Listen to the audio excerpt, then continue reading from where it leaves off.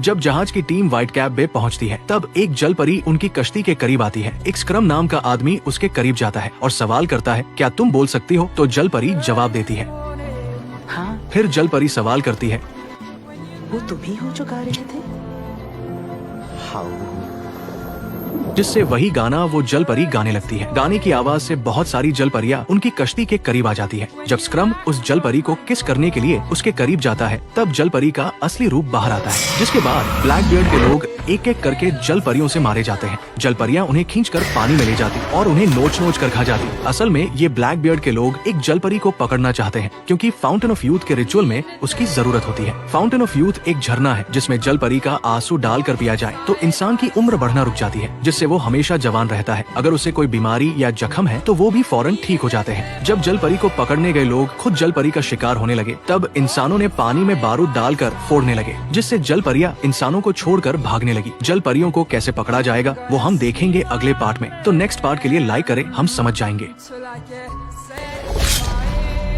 जब एक पादरी के ऊपर पत्थर गिरने वाले थे तब एक सिरेना नाम की जल परी उसे पीछे खींचती है, जिससे उसकी जान बच जाती है और ज्यादा पत्थर गिरने से समंदर तक जाने का रास्ता बंद हो जाता है। फिलिप जल परी के पीछे जाता है और उसकी पूंछ पर अपनी तलवार धसा देता है ताकि वो भागे ना, लेकिन फिर वो उस जल परी के मासूम चेहरे को देखता है, जिससे वो अपनी तलवार निकाल देता है। इधर लोग जब जल परी को जाल लगाकर पकड़ना चाह रहे थे तब जल परियां उनका एक एक करके शिकार करने लगती है। तब कप्तान जैक स्पैरो उन्हें पानी से बाहर निकलने के लिए कहता है, पर जो भी पानी से बाहर आता है कप्तान एडवर्ड उन्हें गोली से मार देता है, जिससे जैक स्पैरो जैसे तैसे जल परियों से बचते हुए लाइट हाउस में जाता है और तेल के टैंक में छेद कर देता है, जिससे आग टैंक तक पहुंचती है और एक बड़ा धमाका होता है, जिसकी तेज रोशनी से सारी जल परियां इंसानों को छोड़कर भाग जाती है। और जब उनके हाथ एक भी जल परी नहीं लगती तब वो लाइट हाउस में आते हैं और पादरी के सामने वाली जल परी को पकड़ लेते हैं, जो इंसानों को हानि नहीं पहुँचाना चाहती थी। वो सबसे शांत जल परी थी। यहाँ फिलिप को शुक्रिया कहा जाता है क्योंकि उसी की वजह से एक जल परी पकड़ी गई, पर फिलिप ऐसा कभी नहीं चाहता था।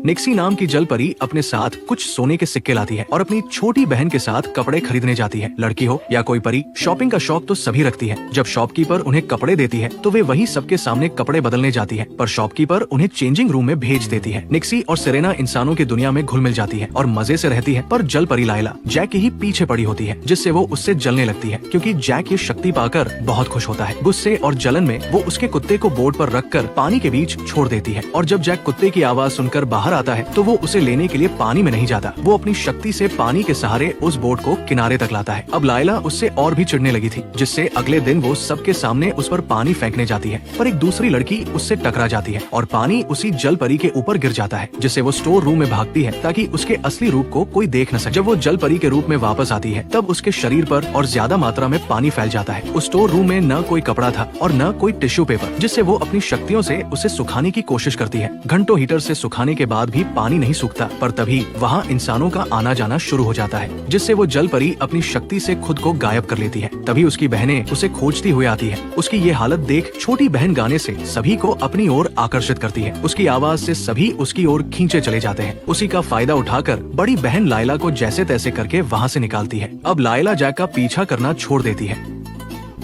जल परी निक्सी जब पानी में तैर रही थी तब उसे रास्ते में एक डॉल्फिन मिली। निक्सी का समुद्र से गहरा जुड़ाव होता है, इसलिए वो डॉल्फिन से भावनात्मक और मानसिक तरीके से कनेक्ट कर पाती है। ये बातचीत इंसानों की तरह शब्दों में नहीं होती, बल्कि भावनाओं और समुद्री संकेतों के जरिए होती है। पर तभी दो इंसान उस जगह बोट से आते हैं। उन्हें बोट के यंत्र में संकेत मिलता है कि कोई बड़ा पानी का जीव उनकी बोट के करीब है। दूसरा दोस्त कहता है ये डॉल्फिन हो सकती है, पर टॉम कहता है डॉल्फिन के शरीर की लंबाई इतनी ज्यादा नहीं होती, जिससे वो उसके पीछे जाता है। जब निक्सी को एहसास होता है कि कोई इंसान की बोट उनके करीब है तब वो अपने तैरने की स्पीड को बढ़ाती है। उस जीव की स्पीड देखकर टॉम हैरान हो जाता है, जिससे अब वो उसे पकड़ने का निर्णय लेता है। वो भी पूरी स्पीड से उसके पीछे जाता है। जल परी इंसानों के शहर अपनी बहनों के करीब आती है और एक पोल के पीछे खुद को गायब करके छिप जाती है, जिससे टॉम की बोट से जल परी का लोकेशन गायब हो जाता है। जब टॉम अपने दोस्त को छोड़कर जाने लगता है तब जल परी को एहसास होता है कि वो जाल में फंस गई है, जिससे वो हलचल करती है और टॉम की बोट में फिर से उसका लोकेशन मिल जाता है। उसके दोस्त को लगता है कि जो जीव पानी में है वो उसका दोस्त जैक हो सकता है, क्योंकि उसके पास जल परा बनने की शक्ति है, जिससे वो टॉम को जाने को कहता है। तभी वहाँ जैक और जल परी की बहनें आती है। सिरेना